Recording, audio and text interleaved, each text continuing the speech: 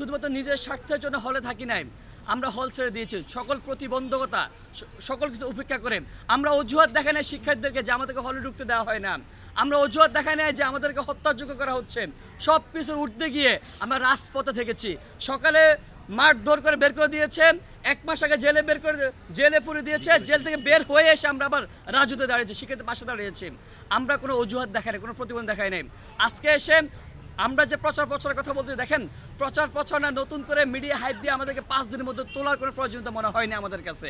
আমরা শিক্ষার্থীদের কাছে নতুন করে যাচ্ছি না, ডাকসু কেন্দ্রিক নতুন করে কোনো ইস্তেহার, নতুন করে কোনো অঙ্গীকার নিয়ে যাচ্ছি না। আমরা আগে থেকে কাজ করে যাচ্ছি।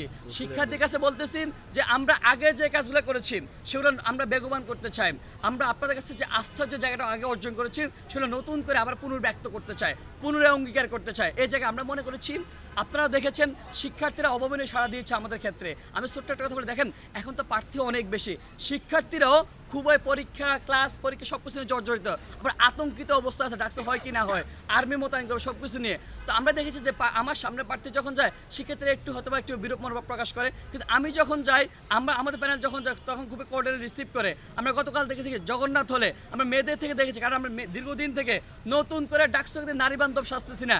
দীর্ঘদিন থেকে নারীদের সমস্যা সংকট নিয়ে কথা বলেছি, নারীদের অনলাইন হ্যারাসমেন্ট নিয়ে কথা বলেছি, নারীদের ক্যাম্পাসে অনিরাপত্তা নিয়ে আমরা কথাবার্তা বলেছি, নারীদের যে শিক্ষকরা অনৈতিক প্রস্তাবনা শিখে সেগুলো নিয়ে আমরা কথাবার্তা বলেছি, নারীদের হলে যে অদ্ভুত নিয়ম করেছে সেগুলো নিয়ে আমরা কথাবার্তা বলেছি। নতুন করে ভোটকে ভাগানোর জন্য নারী বান্ধব ছাত্রতা হওয়ার প্রয়োজনীয়তা আমাদের নেই। সেই কারণেই আমরা অভূতপূর্ব সাড়া পেয়েছি। আমরা মনে করতেছি আপনারা যারা মনে করেন নাজিরা বাজার গিয়েই শিক্ষার্থীদেরকে ভোটটা আপনি ভাগিয়ে নেবেন, অথবা আমি আরেকটা কথা বলি, দেখেন শিক্ষার্থীরা হয়তো যারা ফার্স্ট ইয়ার সেকেন্ড ইয়ার যারা আছেন ভাবতেছেন যে ভাই তো আমাকে টানা 8 দিন খাওয়াইলো, ভাইকে ভোট না দিলে হয়তো বা ভাই প্রতি নাফরমানি হয়ে যাবে। ভাই বড় নাফরমানি হবে ওইটাই, শুধুমাত্র ভাই আপনাকে 1000 টাকা কিংবা 2000 টাকা খাওয়ানোর জন্য যদি ভাইকে ভোট দিয়ে দেন, ওই ভাই পরবর্তী গিয়ে আপনার জন্য কাজ না করে ভাই নিজের জন্য কাজ করবে। আপনারা দেখেছেন ওই ভাই পরবর্তী যারা এখন আশ্বাস দিচ্ছেন যে আমরা গন্ডুম গেস্টুম ফিরে আসলে আমরা আবারও আপনাদের পাশে দাঁড়াবো। আরে ভাই ওই বাইরে তো হচ্ছে আপনার পাশে আগেও দাঁড়ায় নাই, কিন্তু অতীতে এমন কোনো নজির নাই। আবারও গন্ডুম গেস্টুম ফিরে এসে দেখা যাচ্ছে আবারও ভাই আবার আগের যে অবস্থা সেই অবস্থানে ফিরে যাবে, কারণ ভাই নিজেও শঙ্কার মধ্যে আছে যে পরিস্থিতি পরিবর্তন হলে ভাই কোন দিকে যাবে।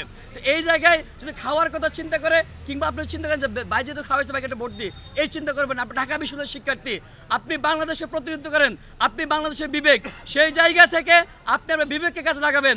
কে আপনার পরবর্তীতে আপনার জায়গাটা দেখবে, আপনি আপনার আত্মমর্যাদার জায়গাটা, আত্মসমালোচনার জায়গাটা সেটা আপনি নিশ্চিত করবেন। আমরা মনে ঢাকা বিশ্ববিদ্যালয়ের শিক্ষার্থীরা অবশ্যই বিবেচনা রাখবে। নতুন করে যারা চটকদার কথাবার্তা বলতেছেন, কিংবা যারা বলছেন ভাই আমি তো রাজনীতি করি না, আমি সব কিছু করি, আর ভাই রাজনীতি আসলে আমি একটা কথা সবসময় বলি, ঢাকা বিশ্ববিদ্যালয় আদ্যপ্রান্ত সব কিছু আপনার রাজনীতি দ্বারা আপনি সব কিছু পরিচালিত হয়। আপনি নিজে রাজনীতি করবেন, আপনি রাজনীতি করতেছেন না ভাই, এটা একটা রাজনীতি। ডাকসু কেন্দ্রিক অনেকে দেখছি যে আমি রাজনীতি করি, আমি স্বতন্ত্র প্রার্থী, এগুলো বলে ভোট ভাগানোর চেষ্টা করতেছেন। আপনি যদি আবার পরবর্তী পরিস্থিতি যদি আবার গণতন্ত্র গেস্টুম ফিরে আসে, আপনি স্বতন্ত্র ব্যক্তি কখনো ফাইট দিতে পারবেন না।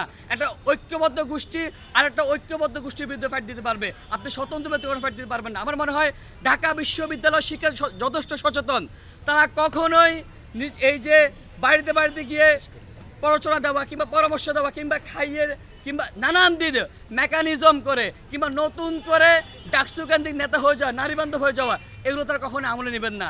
শিক্ষার্থীরা অবশ্যই বিবেচনা করবেন, তা এখন যে প্রতিশ্রুতি দিচ্ছে সেই প্রতিশ্রুতির আলোকে বিগত দিনের কর্মকাণ্ডে কোনো মিল আছে কিনা শিক্ষার্থীরা অবশ্যই সেটাই বিবেচনা করবেন।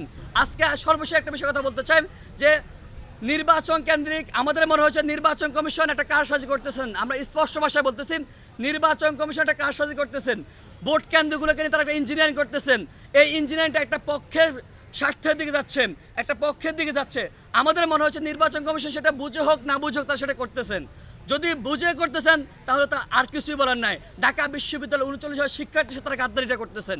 আমাদের মনে হচ্ছে ভোট কেন্দ্রগুলো এত বছর পর ভোট হচ্ছে, ডাকসু নির্বাচন হচ্ছে, আপনি যত সহজভাবে স্বাভাবিকভাবে শিক্ষার্থীদের দৌড় করে আপনি পৌঁছে দিতে পারেন, শিক্ষার্থী সহজে ভোট কেন্দ্র উপস্থিত করতে পারেন, সেটা না করে যদি আপনি ভোট কেন্দ্র দূরবর্তী স্থানে দেন, এটা জটিল তৈরি করেন, সিস্টেমেটিক্যালি কৃত্রিম ল্যাম্প তৈরি করার মতো একটা পরিস্থিতি দাঁড় করিয়ে দেন। আবারও বলতেছেন যে ভোট কেন্দ্রের দিন জায়জামিলা হবে, আপনি সেখানে আর্মি মোতায়েন করবেন। এভাবে শিক্ষার্থীকে বিতৃষ্ণা তৈরি করতেছেন, ভোটের প্রতি বিমুখ তৈরি করতেছেন, তাহলে আপনি শিক্ষার্থীদের কাঠগড়ে আপনি দায়বদ্ধ থাকবেন একটা গোষ্ঠীকে সার্ভ করার জন্য। সর্বশেষ ঢাকা বিশ্ববিদ্যালয়ের শিক্ষার্থীর প্রতি একটা আহ্বান জানাই, এত বছর পর ডাকসু নির্বাচন হচ্ছে, আপনার প্রতিনিধি আপনি অবশ্যই নির্বাচন করবেন, জেনে বুঝে যোগ্য প্রার্থীকে নির্বাচন করবেন। শুধুমাত্র ভোট কেন্দ্রিক প্রতিশ্রুতি নয়, তার পূর্বের কর্মকাণ্ড বিবেচনা করে তাকে ভোট দিবেন। আপনি অবশ্যই ভোটে আসবেন, আপনাদের প্রতি আন্তরিক আহ্বান জানাই, আপনারা ভোটে আসবেন, ভোট দিবেন, যাকে খুশি তাকে ভোট দিবেন, আপনার বিবেক কাজে লাগিয়ে ভোট দিবেন, কিন্তু অবশ্যই আপনাকে ভোট দিতে আসবেন। অনুরোধ করতেছে আপনারা ভোট দিতে আসবেন। সবাইকে ধন্যবাদ জানিয়ে শেষ করছি। আসসালামু আলাইকুম রহমতুল্লাহ। প্রশ্ন নেবেন কিনা?